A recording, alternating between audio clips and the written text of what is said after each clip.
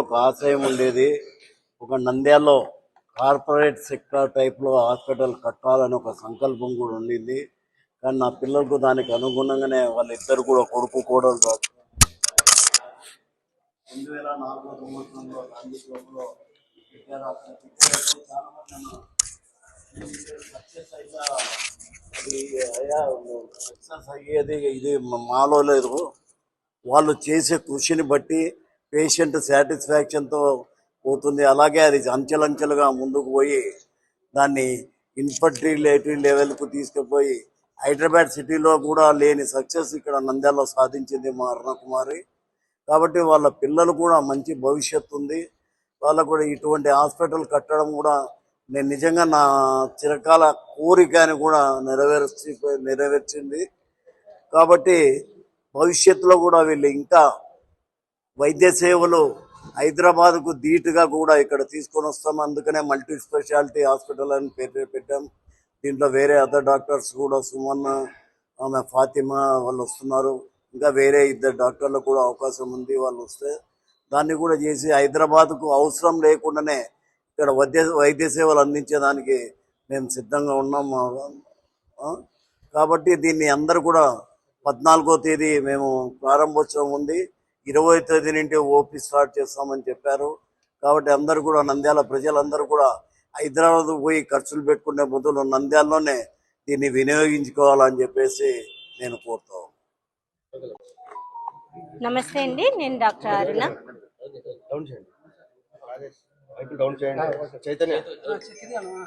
నమస్తే అండి, నేను డాక్టర్ అరుణ. ఈ మార్చ్ 14 శుక్రవారం మా నూతన హాస్పిటల్ ప్రారంభోత్సవం ఉంది. మా హాస్పిటల్ నందు స్త్రీలకి సాధారణ కాన్పులు, హై రిస్క్ ప్రెగ్నెన్సీస్ చూడడం జరుగుతుంది. అంతేకాకుండా డెలివరీ సమయంలో ఉండేటటువంటి ఇబ్బందులు, కొంతమందికి కుట్లు పడతాయి కదా, కుట్లు పడడం వల్ల గర్భసంచి జారడం కానీ, లేదంటే యోని లూజ్ అవ్వటం కానీ ఇలాంటివి ఉంటాయి.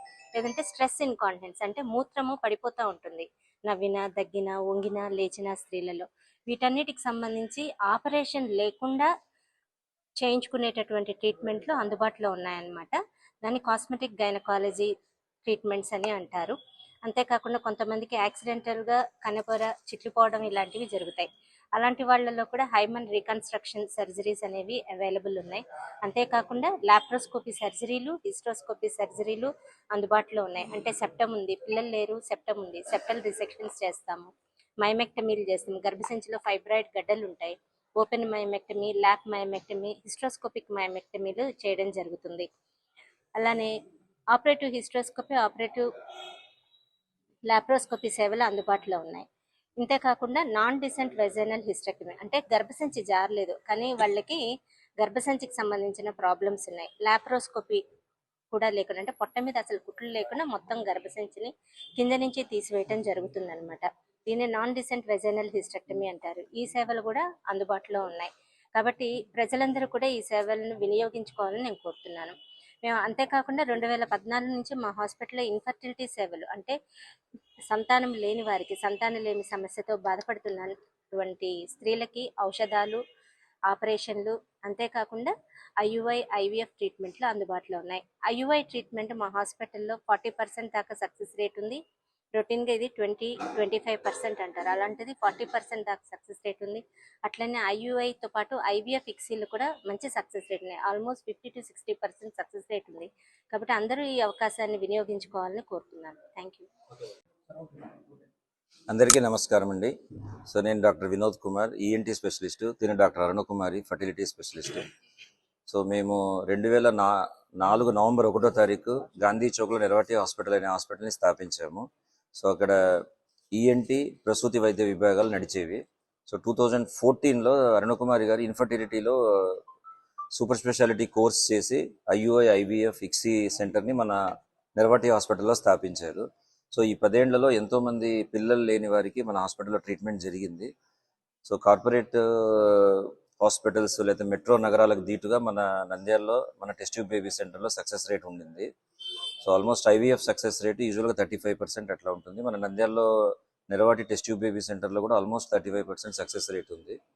సో 2004లో నెరవాటి హాస్పిటల్, 2024లో ఇన్ఫర్టిలిటీ వింగ్ ఒకటి యాడ్ అయింది. తర్వాత 2024లో ఇది ఒక 100 బెడెడ్ హాస్పిటల్గా కన్వర్ట్ చేశాము. సో దీన్ని ఇప్పుడు నరవాటి మల్టీ స్పెషాలిటీ హాస్పిటల్ ఇప్పుడు ఇది. సో మార్చి 14వ తేదీ శుక్రవారం ఈ హాస్పిటల్ ఓపెనింగ్.